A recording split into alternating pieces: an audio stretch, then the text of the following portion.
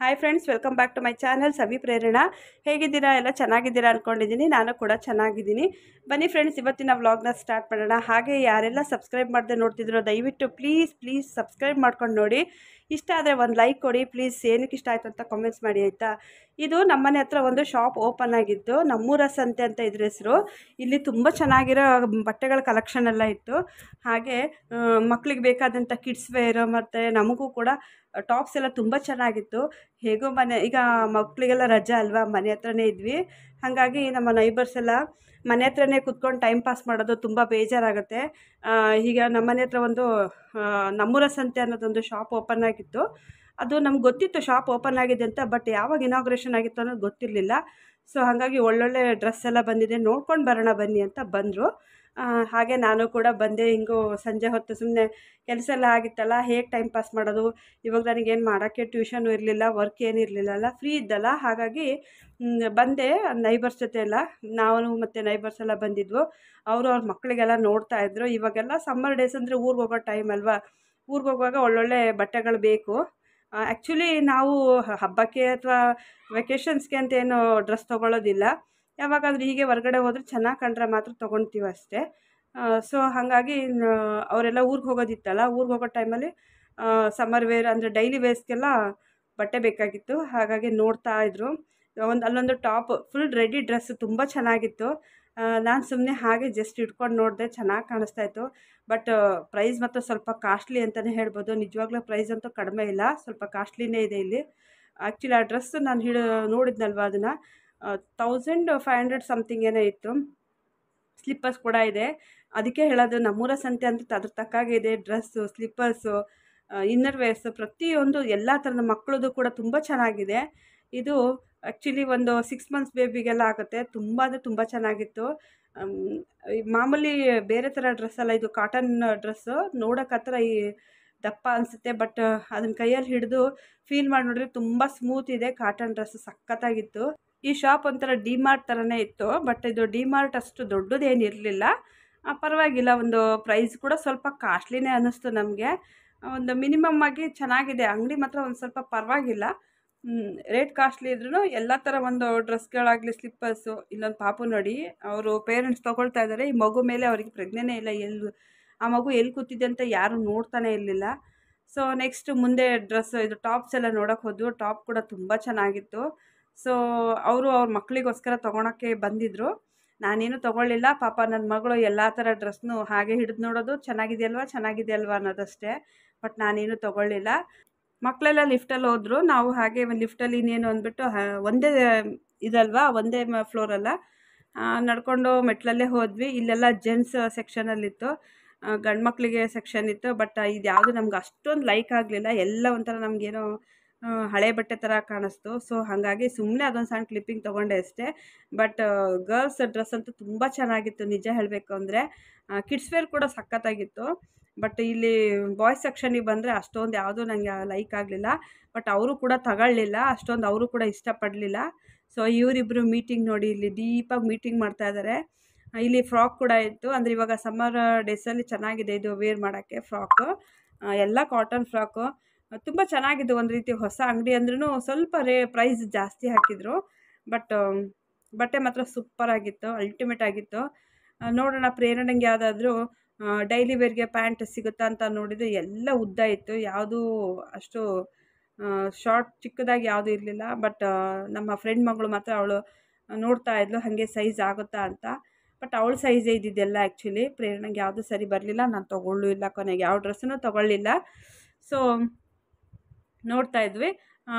But ಅಷ್ಟೊಂದು like ಆಗಲಿಲ್ಲ ನಿಜ ಹೇಳಬೇಕು ಅಂದರೆ. ಯಾವುದು ಡ್ರೆಸ್ ಕೆಳಗಡೆ ನಾವು ಏನು ಗ್ರೌಂಡ್ ಫ್ಲೋರಲ್ಲಿ ನೋಡ್ಕೊಂಡು ಬಂದ್ವಲ್ಲ, ಅಷ್ಟೊಂದು ಲೈಕ್ ಆಗಲಿಲ್ಲ. ಇಲ್ಲಿ ಈ ಫಸ್ಟ್ ಫ್ಲೋರ್ ಸೆಕ್ಷನಲ್ಲಿ ಯಾವ ಡ್ರೆಸ್ಸು ಅಷ್ಟು ಇಷ್ಟ ಆಗಲಿಲ್ಲ.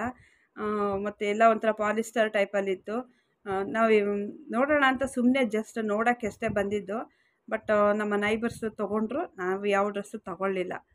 ಸೊ ಇದಾದಮೇಲೆ ಪ್ರೇರಣಾ ಹಾಗೆ ಬಂದು ಹಾಗೆ ಹೋಗಬೇಕಲ್ಲ ಮಮ್ಮಿ, ಏನಾದರೂ ಒಂದು ಸ್ನ್ಯಾಕ್ಸ್ ಅಂತದ್ದಾದರೂ ಕೊಡಿಸು ಅಂದ್ಲು. ಸೊ ಈ ಫ್ಲೋರೆಲ್ಲ ಮುಗಿಸ್ಕೊಂಡು ಹೋಗೋಣ, ಕೊಡಿಸ್ತೀನಿ ಅಂತ ಬಂದೆ. ಬರ್ತಾ ಹಾಗೆ ಇನ್ನು ಸ್ಲಿಪ್ಪರ್ಸ್ ಇದು ಬ್ಯಾಗ್ ನೋಡ್ತಾ ಇದ್ಲು ಪ್ರೇರಣಾ. ಸ್ಲಿಪ್ಪರ್ಸು ತೊಗೊಳ್ಳಿಲ್ಲ. ಅಲ್ಲಿ ಟೆಡ್ಡಿ ಬೇರ್ಸ್ ಎಲ್ಲ ಇಟ್ಟಿದ್ರು. ತುಂಬ ಅಂದರೆ ತುಂಬ ಚೆನ್ನಾಗಿತ್ತು ನಿಜ ಹೇಳಬೇಕು ಅಂದರೆ. ಗಿಫ್ಟ್ ಮಾಡೋಕ್ಕೆಲ್ಲ ಸಖತ್ತಾಗಿತ್ತು. ಅದಕ್ಕೆ ಕರೆಕ್ಟಾಗಿ ನಮ್ಮೂರ ಸಂತೆ ಅಂತ ಚೆನ್ನಾಗಿ ಹೆಸರು ಕೂಡ ಇಟ್ಟಿದ್ದಾರೆ. ನಿಜ ಅಲ್ವಾ? ನಮ್ಮೂರ ಸಂತೆಯಲ್ಲಿ ಹೇಗೆ ಬಟ್ಟೆ, ಸ್ವೀಟ್ಸು, ತಿಂಡಿಗಳು, ತರಕಾರಿ ಹೇಗೆ ಎಲ್ಲ ಸಿಗುತ್ತೋ ಅದೇ ಥರ ಇತ್ತು ಇದನ್ನು ಕೂಡ. ಗೊಂಬೆ ಎಲ್ಲ ತುಂಬ ಚೆನ್ನಾಗಿತ್ತು. ಇನ್ನು ಈ ಸೈಡ್ ಬಂದರೆ ಕಿಡ್ಸ್ ಟಾಯ್ಸ್ ಎಲ್ಲ ಇದ್ವು, ತುಂಬ ಚೆನ್ನಾಗಿತ್ತು. ಬಟ್ ರೇಟ್ ಕೂಡ ಸ್ವಲ್ಪ ಕಾಸ್ಟ್ಲಿ ಅನ್ಬೋದು. ನಮ್ಮಲ್ಲಿ ಯಾರು ಅಷ್ಟು ಸಣ್ಣ ಮಕ್ಕಳಿರ್ಲಿಲ್ವಲ್ಲ, ಹಾಗಾಗಿ ಯಾರು ಏನು ತೊಗೊಳ್ಳಿಲ್ಲ. ಚೆನ್ನಾಗಿದೆ ಒಟ್ಟಿನಲ್ಲಿ. ನಾವು ಸ್ನ್ಯಾಕ್ಸ್ ತೊಗೊಳ್ಳೋಣ ಅಂತ ಬಂದ್ವಿ. ಬಟ್ ಇದೆಲ್ಲ ಒಂಥರ ಚೆನ್ನಾಗಿತ್ತಲ್ವ ನೋಡಿ, ಮಕ್ಕಳಿಗೆ ಆಟ ಆಡೋಕ್ಕೆ ಅಂತ ಒಂದು ಏನು ABCD ಈ ಥರ ಟ್ರೈನಲ್ಲೆಲ್ಲ ಜೋಡಿಸಿರ್ತಾರಲ್ಲ ಆ ರೀತಿ ಎಲ್ಲ ಪ್ಯಾಕ್ ಮಾಡಿಟ್ಟಿದ್ರು. ಚೆನ್ನಾಗಿದೆ ಒಂಥರ. ಮಕ್ಕಳೆಲ್ಲ ಸಾಮಾನ್ಯವಾಗಿ ತೊಗೊಂಡು ಇಂಥದ್ದನ್ನ ಆಡೋಕ್ಕೆ ಇಷ್ಟಪಡ್ತಾರೆ.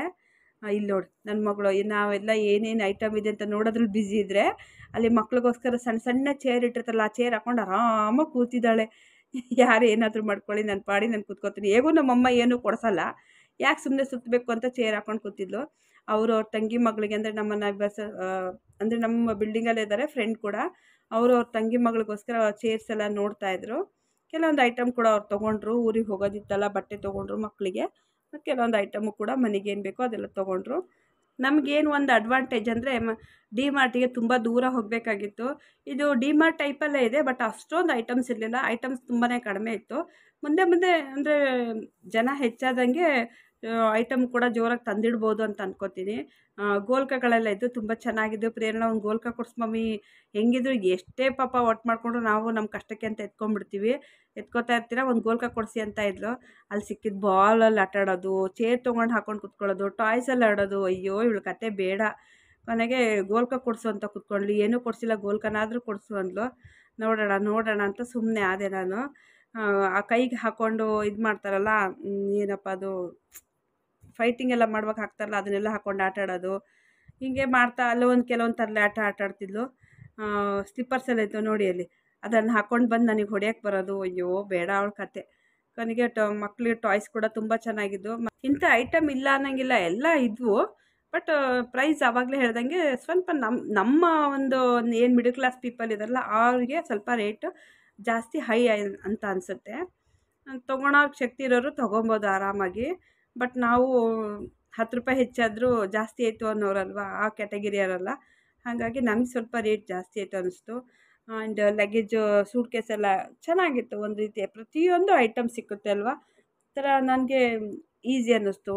ದೂರದ ಡಿ ಮಾರ್ಟ್ಗೆಲ್ಲ ಹೋಗಿ ತರಬೇಕಲ್ಲ, ಬಸ್ಸಲ್ಲಿ ಹೋಗಿ ಬಸ್ಸಲ್ಲಿ ಬರಬೇಕು ಅನ್ನೋ ಒಂದು ಬೇಜಾರು. ಇದರಲ್ಲಿ ಪರವಾಗಿಲ್ಲ, ಮನೆ ಹತ್ರನೇ ಇದೆ, ಮನೆ ಹತ್ರನೇ ಆಗಿರೋದಲ್ವ, ಒಂಥರ ಖುಷಿ. ಮಕ್ಕಳಿಗೂ ಕೂಡ ಫ್ರಾಕ್ ಎಲ್ಲ ತುಂಬ ಚೆನ್ನಾಗಿದ್ದು. ಪ್ರೇರಣಾ ಇದನ್ನು ತೊಗೊಳ್ತೀಯ ಅಂದರೆ, ಯಪ್ಪ ನನಗೆ ಬೇಡಪ್ಪ, ಈ ಬೇಸಿಗೆಲ್ಲ ಅದಕ್ಕೂ ಚುಚ್ಚುತ್ತೆ ಅಂತ ಬಿಟ್ಟು ನೋಡಿ ಸುಮ್ಮನೆ ಹೋದ್ಲು. ಬಟ್ ಈ ಥರ ಕಾಟನ್ ಡ್ರೆಸ್ ಎಲ್ಲ ಚೆನ್ನಾಗಿತ್ತು. ಬಟ್ ತುಂಬ ಚಿಕ್ಕ ಮಕ್ಕಳಿಗಾಗುತ್ತೆ ಇದೆಲ್ಲ, ಒಂದು 2-3 ಇಯರ್ಸ್ ಮಕ್ಕಳಿಗೆಲ್ಲ ಆಗುತ್ತೆ. ಅಷ್ಟು ಚೆನ್ನಾಗಿತ್ತು. ಎಷ್ಟು 3 ಫ್ಲೋರಿಂದನೋ ಇದು ಬಿಲ್ಡಿಂಗು. ಪ್ರತಿಯೊಂದರಲ್ಲೂ ಎಲ್ಲ ಥರದ ಐಟಮ್ ಕೂಡ ಇಟ್ಟಿದ್ರು.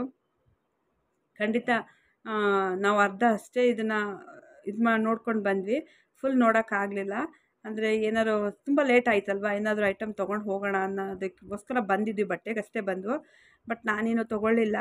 ನನ್ನ ಫ್ರೆಂಡ್ ಮಾತ್ರ ತೊಗೊಂಡ್ರು. ಅವ್ರ ಮಕ್ಕಳಿಗೋಸ್ಕರ ತೊಗೊಂಡ್ರು.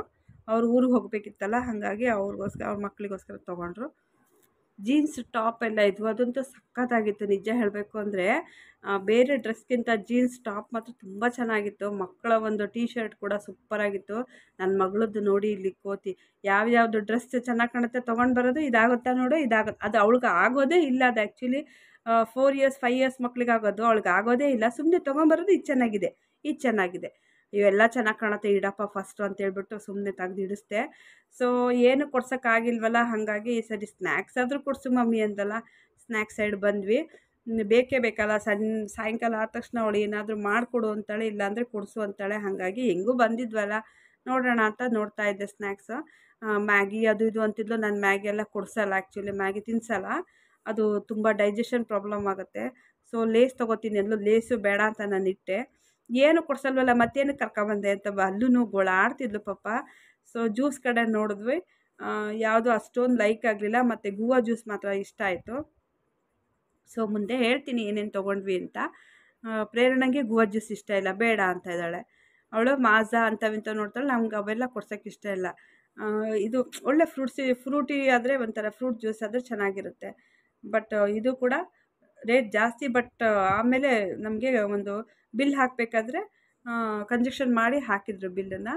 ಸೊ ಅವಳೊಂಥರ ಜ್ಯೂಸ್ ಹಿಡ್ಕೊಂಡ್ರೆ ನಾನು ಅದು ಬೇಡ ಇದು ಬೇಡ ಅಂತ ಇದ್ದಲ್ಲ. ಬಿಡು ನೀನೇನು ಕೊಡ್ಸಲ್ಲ, ಸುಮ್ಮನೆ ಬಂದಿದೆ ಇಲ್ಲಿಗೆ ಅಂತ, ಏನು ಬೇಡ ನಡಿ ಮನೆಗೆ ಹೋಗೋಣ ಅಂದ್ಕೊಂಡು ಸಿಟ್ಟು ಮಾಡ್ಕೊಂಡು ಹೋಗ್ತಿದ್ಲು. ಮತ್ತು ಇನ್ನೇನು ಮಾಡೋದು ಅಂತ ಹೇಳ್ಬಿಟ್ಟು ನಾನೇ ಒಂದು ಗೂವಾ ಜ್ಯೂಸ್ ಕೊಡಿಸ್ದೆ. ಪರವಾಗಿಲ್ಲ, ಗೂವಾ ಜ್ಯೂಸು ಇಂಥದ್ದೆಲ್ಲ ಕುಡಿದ್ರೆ ಓಕೆ. ಬಟ್ ಬೇರೆ ಥರ ಸ್ಪ್ರೈಟು ಕೋಕೋಕೋಲಾ ಅವೆಲ್ಲ ಕುಡಿಬಾರ್ದು, ಆ್ಯಕ್ಚುಲಿ ಒಳ್ಳೆಯದಲ್ಲ. ಸೊ ಈ ಕಡೆ ಮತ್ತೆ ತಿರ್ಗಾ ಕುರ್ಕುರೆ ಸೈಡೇ ಬಂದಳು. ಕುರ್ಕುರೆನೂ ನಾನು ಕೊಡಿಸಲ್ಲ ಹೆಚ್ಚಾಗಿ. ಮತ್ತು ಇನ್ನೇನು ಎಲ್ಲ ಹೈಜಿನಿಕ್ಕು ಅಂತ ಇಲ್ಲಿ ಏನು ಇಲ್ಲವೇ ಇಲ್ಲಲ್ಲ ಅಂತ ಇದ್ಲು. ಸೊ ಕೊನೆಗೆ ನೋಡಿದ್ವು ಅಂತ ಏನು ಒಳ್ಳೆ ಕ್ವಾಲಿಟಿದು ಏನಿದೆ ಅಂತ ನೋಡಿದ್ವು. ಚೆನ್ನಾಗಿತ್ತು, ಬಟ್ ಪ್ರೈಸು ಕೂಡ ಅಷ್ಟೇ ಕಾಸ್ಟ್ಲಿ ಇತ್ತು. ನೋಡ್ತಾ ಇದ್ಲು ಚಿಪ್ಸು ಅಂತ ಇದೆಲ್ಲ. ಏನು ಇದು ಲಿಕ್ವಿಡ್, ಇದು ಚೆನ್ನಾಗಿದೆ, ಕೋಲ್ಗೇಟ್ ಲಿಕ್ವಿಡ್ ಅಂತೆ. ಬೆಳ್ಳಿ ಸಾಮಾನೆಲ್ಲ ತೊಳೆದ್ರೆ ತುಂಬ ಚೆನ್ನಾಗಿರುತ್ತೆ ಅಂದರು. ಬಟ್ ನಾನು ತಗೊಳ್ಳಿಲ್ಲ. ಏನು ಅಂತ ಅಲ್ಲಿ ಸ್ಟಾಫ್ ಕೇಳಿದ್ದಕ್ಕೆ ಕೋಲ್ಗೇಟ್ ಲಿಕ್ವಿಡು ಬೆಳ್ಳಿ ಸಾಮಾನೆಲ್ಲ ತೊಳೆದ್ರೆ ಚೆನ್ನಾಗಿ ಒಂದು ಶೈನಿಂಗ್ ಬರುತ್ತೆ ಅಂದರು. ಸೊ ಇನ್ನು ಬೇರೆಯವರು ಕೆಲವೊಂದು ಕ್ರೀಮೆಲ್ಲ ನೋಡ್ತಾಯಿದ್ರು, ಫೇಸ್ ಕ್ರೀಮು, ಫೇಸ್ ವಾಷಿಂಗ್ ಜೆಲ್ಲೆಲ್ಲ ನೋಡ್ತಾಯಿದ್ರು. ಬಟ್ ನಾವೆಲ್ಲ ಯೂಸ್ ಮಾಡಲ್ಲ. ಸುಮ್ಮನೆ ಹಾಗೆ ಒಂದು ಸಣ್ಣ ಕ್ಲಿಪ್ಪಿಂಗ್ ತೊಗೊಂಡೆ. ಬಟ್ ಪರವಾಗಿಲ್ಲ, ಮನೆ ಹತ್ರ ಇರೋದಕ್ಕೂ ಒಂದು ವರ್ತ್. ಹೋಗಿ ನಮಗೇನು ಬೇಕೋ ಅವಾಗ ಹೋಗಿ ತೊಗೊಂಬರ್ಬೋದು. ಡಿ ಮಾರ್ಟ್ಗೆ ಹೋಗಬೇಕು, ದೂರ ಹೋಗಬೇಕು ಅನ್ನೋದೇನು, ವಿಶಾಲ್ ಮೇಘಾ ಮಾರ್ಟ್ ಅವಾಗೆಲ್ಲ ಅಲ್ಲೇ ಹೋಗಬೇಕು ಅನ್ನೋದೇನು ಇಲ್ಲ. ಮನೆ ಹತ್ರನೇ ಆಯ್ತಲ್ಲ, ಒಂಥರ ಖುಷಿ ಆಯಿತು. ನಾವು ಆಲ್ರೆಡಿ ರೇಷನ್ ಎಲ್ಲ ಮನೆಗೆ ಡಿ ಮಾರ್ಟಲ್ಲಿ ತೊಗೊಂಡು ಬಂದಿದ್ದರಿಂದ ಇಲ್ಲೇನೂ ತೊಗೊಳ್ಳೋಂಥದ್ದು ಅವಶ್ಯಕತೆ ಇರಲಿಲ್ಲ. ಸೊ ಹಾಗಾಗಿ ಇವಳಿಗೆ ಸ್ನ್ಯಾಕ್ಸ್ಗೋಸ್ಕರ ಅಷ್ಟೇ ಈ ಕಡೆ ಬಂದ್ವಿ. ಇವಳು ನೋಡಿ ಬೇಜಾರಾಗಿ ಅಥವಾ ಒಂದು ಕಡೆ ಸುಮ್ಮನೆ ಕೂತ್ಕೊಂಡಿದ್ಲು.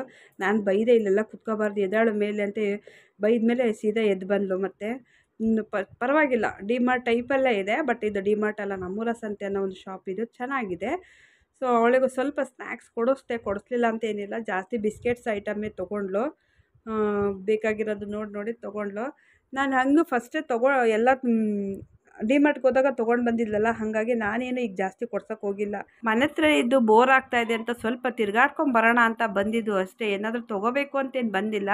ಆ್ಯಕ್ಚುಲಿ ಅವರು ನಮ್ಮ ಪಕ್ಕದ ಮನೆಯವರು ಬಟ್ಟೆ ತೊಗೋಬೇಕು ಮಕ್ಕಳಿಗೋಸ್ಕರ ಅಂತ ಬಂದು, ಅವ್ರ ಮಕ್ಳಿಗೆ ಬಟ್ಟೆ ತೊಗೊಳಕ್ಕೆ ಅಂತ ಬಂದಿದ್ದು. ಹಾಗೆ ನಾವು ಫ್ರೀಯಾಗಿ ಕೂತಿದ್ವಲ್ಲ, ರಜಾ ಬಂದು 15 ದಿನ ಆಗಿದೆ, ನಾವು ಎಲ್ಲೂ ಹೋಗಿರಲಿಲ್ಲ. ಸೊ ಹಾಗಾಗಿ ಸುಮ್ಮನೆ ಟೈಮ್ ಪಾಸಿಗೆ ಅಂತ ಬಂದ್ವಿ ಅಷ್ಟೇ. ಟೈಮ್ ಪಾಸಿಗೆ ಬಂದರೆ ನನ್ನ ಮಗಳು ನನಗೂ ಸರಿಯಾಗಿ ಬರೆನೇ ಹಾಕಿದ್ಲು ಅನ್ಬೋದು. ನೋಡೋಣ ಅಂತ ಬಂದ್ವಿ. ಬಿಸ್ಕೆಟ್ ಬೇಡ ಅಂತ ಹೇಳ್ಬಿಟ್ಟು ಒಂದು 4-5 ಥರದ ಬಿಸ್ಕೆಟ್ ತೊಗೊಂಡ್ಲು. ಮತ್ತು ಇನ್ನೇನು ಮಾಡೋದು, ಡ್ರೆಸ್ನೂ ಕೊಡಿಸ್ಲಿಲ್ಲ, ಏನೂ ಕೊಡಿಸ್ಲಿಲ್ಲ. ಅಂದರೆ ಆಯಿತು, ಮನೆಗೆ ಹೋಗಿಂದ ಮುಖ ಒದಿಸ್ಕೊಂಡು ಅವ್ರ ಅಪ್ಪನ ಹತ್ರ ಇಷ್ಟು ಉದ್ದ ಹೇಳ್ತಾಳೆ. ಸುಮ್ಮನೆ ಕರ್ಕೊಂಡು ಹೋಗುತ್ತೆ, ನಿಲ್ಲಿಸುತ್ತೆ, ಕೈ ಕಾಲೆಲ್ಲ ಸ್ವಲ್ಪನೂ ಇತ್ತಾ ಅಂತ ನಿಂತ್ಕೊಂಡ್ಬಿಡ್ತಾಳೆ. ಏನೂ ಕೊಡಿಸಲ್ಲ ಅಂದರೆ ಏನಕ್ಕೆ ಕರ್ಕೊಂಡೋಗ್ಬೇಕು ಅಂತ ಇನ್ನು ಅಳ್ತಾ ನಿಂತ್ಬಿಡ್ತಾಳೆ. ಹಾಗಾಗಿ ಬಿಸ್ಕೆಟೆಲ್ಲ ಏನು ಪರವಾಗಿಲ್ಲ ತಗೋ ಅಂತ ಹೇಳಿದೆ. ಬಟ್ ಅವಳು ಬಿಸ್ಕೆಟ್ ಯಾವುದು ಇಷ್ಟನೇ ಪಡೋದಿಲ್ಲ. ಅವಳು ಕೇಳೋದೆ ಬರೀ ಕುರ್ಕುರೆ, ಇದು ಲೇಸು ಅಂತೆಲ್ಲ ಬರ್ತಲ್ಲ, ಅವನ್ನೇ ಕೇಳ್ತಾಳೆ. ನಂಗೆ ಅದೆಲ್ಲ ಕೊಡ್ಸೋಕ್ಕೆ ಇಷ್ಟ ಇಲ್ಲ.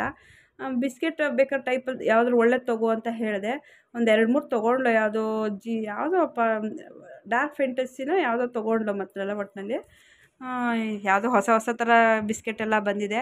ಸೊ ಅಲ್ಲಿಂದ ಶಾಪಿಂಗ್ ಮುಗಿಸ್ಕೊಂಡು ಇನ್ನು ಲಿಫ್ಟಲ್ಲೇ ಹೋಗೋಣ ಅಂತ ಬಂದ್ವಿ. ಅಲ್ಲೊಂದು ಪಾಪು ತುಂಬ ಚೆನ್ನಾಗಿತ್ತು, ಅದ್ರದ್ದೊಂದು ಹಾಗೆ ಸಣ್ಣ ಕ್ಲಿಪ್ಪಿಂಗ್ ತೊಗೊಂಡೆ. ಇನ್ನು ಮೆಟ್ಲು ಇಳಿಯೋಷ್ಟು ಶಕ್ತಿ ಯಾರಿಗೂ ಇರಲಿಲ್ಲ. ಯಾಕೆಂದರೆ ಅಲ್ಲೇ ಸುಮಾರು 2 ಅವರ್ 3 ಅವರ್ ಟೈಮ್ ಸ್ಪೆಂಡ್ ಮಾಡಿದ್ವಿ. ಇನ್ನು ಮನೆಗೆ ಬರಬೇಕಾದ್ರೆ ನನ್ನ ಫ್ರೆಂಡು ನನ್ನ ಮಗಳಿಗೆ ಮತ್ತು ಅವ್ರ ಮಗಳಿಗೆ ಗೋಲ್ಗಪ್ಪ ಕೊಡಿಸಿದ್ರು. ನಂದೇನಿಲ್ಲ, ಅವ್ರದ್ದೇ ಟ್ರೀಟ್ ಎಲ್ಲ ಪಾಪ ಅವರೇ ಕೊಡಿಸಿದ್ರು. ಸೊ ಮನೆಗೆ ಬಂದಮೇಲೆ ನೋಡಿ ಪ್ರೇರಣಾ ಇಷ್ಟು ತೊಗೊಂಡ್ಲು. ಸುಮಾರು 150 ತನಕ, 150 or 200 ಒಳಗೇ ಆಗಿತ್ತು ಇಷ್ಟು ಬಿಲ್ಲು. 2 ಬಾಟ್ಲು ಜ್ಯೂಸು ಮತ್ತು ಒಂದು 3-4 ವೆರೈಟೀಸು ಬಿಸ್ಕೆಟ್ಸು. ಇದು ಯಾವ್ಯಾವ ಬಿಸ್ಕೆಟು ನಾನಂತೂ ಇದೇ ಫಸ್ಟ್ ನೋಡ್ತಾ ಇರೋದು. ನನಗೆ ಗೊತ್ತಿರೋದು ಅದರೊಂದೇ ಡಾರ್ಕ್ ಫ್ಯಾಂಟಸಿ ಒಂದೇ ಗೊತ್ತಿರೋದು. ಇದು ಯಾವುದಪ್ಪ ಇದು ಜಿಂಕ್ ಚಾಕ್ ಅಂತ ಏನೇನೋ ತಗೊಂಬಿಟ್ಟಿದ್ದಾಳೆ. ಜನ್ನಿನೇ ಎಂಥದ್ದು ಅದ್ರದ್ದು ಏನಂತ ನಾನು ಬಿಸ್ಕೆಟೇ ಇದೇ ಫಸ್ಟ್ ನೋಡ್ತಾ ಇರೋದು. ಹೊಸ ಥರ ಬಿಸ್ಕೆಟ್ ಬಂದಿದೆ ಅಂತ ಅದೆಲ್ಲ ಟೇಸ್ಟ್ ಮಾಡಬೇಕು ಅಂತ ತಗೊಂಡ್ಲು. ಕೊನೆಗೂ ಬಿಡಲಿಲ್ಲ ನೋಡಿ, ಲೇಸ್ ತೊಗೊಂಡೇ ಬಿಟ್ಲು. ಇಷ್ಟಕ್ಕೇ ತುಂಬ ಕಾಸ್ಟ್ಲಿ ಅಂತ ನಾನು ಆಗಲೇ ಫಸ್ಟಿಂದನೂ ಹೇಳ್ತಾ ಇದ್ದೀನಿ. ನಿಜವಾಗ್ಲೂ ಇಷ್ಟು ಬಿಸ್ಕೆಟು, ಒಂದು ಲೇಸು, 2 ಬಾಟ್ಲು ಜ್ಯೂಸ್, ಇಷ್ಟಕ್ಕೆ ನಮಗೆ ನಂದು 170 180 ಆಗಿರ್ಬೋದು. ಇನ್ನೊಂದು ಸಲ ಮಾತ್ರ ಆ ಕಡೆ ಹೋಗಬಾರ್ದು ಅನಿಸ್ಬಿಡುತ್ತೆ, ಯಾಕೋ ಗೊತ್ತಿಲ್ಲ. ಡಿ ಮಾರ್ಟ್ ಅಷ್ಟು ಕಡಿಮೆ ಪ್ರೈಸ್ ಅಂತೂ ಇಲ್ಲ. ಇಟ್ಸ್ ಓಕೆ, ಹೋಗಿದ್ವಲ್ಲ, ಇನ್ನೇನು ಮಾಡೋದು. ಮಗಳು ಬೇರೆ ಕರ್ಕೊಂಡೋಗಿದ್ದೆ, ಅವಳು ಬಿಡೋದು ಇಲ್ಲ. ಸೊ ಗೂವಾ ಜ್ಯೂಸ್ ಇದು ಮಾತ್ರ ನನ್ನ ಫೇವ್ರೆಟ್. ಇದರಲ್ಲಿ ಯಾವುದು ಇಷ್ಟ ಆಗಲ್ಲ ನನಗೆ. ಬಿಸ್ಕೆಟ್ ಇಷ್ಟ ಇಲ್ಲ, ಲೇಸು ಇಷ್ಟ ಇಲ್ಲ. ಸೊ ಹಾಗಾಗಿ 2 ಬಾಟ್ಲು, ಅದು 1 ತೊಗೊಂಡ್ರೆ ಗೆಟ್ 1 ಬೈ 1 ಫ್ರೀ ಅಂತಿತ್ತು. ಸೊ ಹಾಗಾಗಿ ಅದೊಂದು ಜ್ಯೂಸ್ ಮಾತ್ರ ತೊಗೊಂಡೆ, ಇನ್ನೇನು ತೊಗೊಳಕ್ಕೆ ಹೋಗಿಲ್ಲ. ಇಷ್ಟಕ್ಕೇ 180 ರುಪೀಸ್ ಆಗಿತ್ತು. ಸೊ ನನಗೂ ಸುಸ್ತಾಗಿತ್ತು, ಅಡುಗೆ ಎಲ್ಲ ಆಗಿತ್ತಲ್ಲ. ಮಗಳಿಗೆ ಹೇಳಿದೆ, ಪ್ಲೀಸ್ ನಿಂಗೆ ಇಷ್ಟೆಲ್ಲ ಕೊಡ್ಸಿನಲ್ಲ, ಊಟ ಕೊಡವಾ ಅಂದೆ. ಹಾಗಾಗಿ ಆಯ್ತು ಅಂದ್ಬಿಟ್ಟು ಪೂಸಿ ಏನು ಹೊಡಿಬೇಡ, ಊಟ ಹಾಕ್ಕೊಡ್ತೀನಿ ಕೂತ್ಕೋ ಅಂತಿದ್ದಾಳೆ. ನಾನು ಆರಾಮಾಗಿ ನನ್ನ ಪಾಡಿ ನಾನು ಟಿ ವಿ ನೋಡ್ತಾ ಕೂತಿದ್ದೀನಿ. ಇವತ್ತು ನನ್ನ ಮಗಳೇ ನನಗೆ ಊಟ ಅಡುಗೆ ಮಾಡಿಟ್ಟೇ ಹೋಗಿದ್ನಲ್ಲ, ಹಾಗಾಗಿ ಬಂದ ತಕ್ಷಣ ಊಟ ಮಾಡೋದಷ್ಟೇ, ಇನ್ನೇನು ಇರಲಿಲ್ಲ. ಪಾಪ ನನಗೂ ಮತ್ತು ನನ್ನ ಮಗಳಿಗೆ ಇವತ್ತು ನನ್ನ ಮಗಳೇ ಊಟ ಹಾಕ್ಕೊಂಡು ಬಂದಿದ್ದಾಳೆ. ಅವಳಿಗೆ ಕೇಳಿದ್ದೇನಾದರೂ ಕೊಡಿಸ್ಬಿಟ್ರಿ ಎಷ್ಟು ಒಳ್ಳೆ ಮಗಳು. ಸೊ ಫ್ರೆಂಡ್ಸ್, ವ್ಲಾಗ್ ತುಂಬ ಲೇಟಾಗಿ ಬರ್ತಿದೆ, ದಯವಿಟ್ಟು ಬೇಜಾರಾಗ್ದಂಗೆ ಸಪೋರ್ಟ್ ಮಾಡಿ ಆಯಿತಾ. ಖಂಡಿತ ನಾಳೆ ಮತ್ತೊಂದು ವ್ಲಾಗಲ್ಲಿ ಸಿಗ್ತೀನಿ. ಇವತ್ತಿಗೆ ಹೋಗಿ ಬರ್ತೀನಿ, ಮುಂದಿನ ವ್ಲಾಗಲ್ಲಿ ಮತ್ತೆ ಸಿಗ್ತೀನಿ. Bye friends.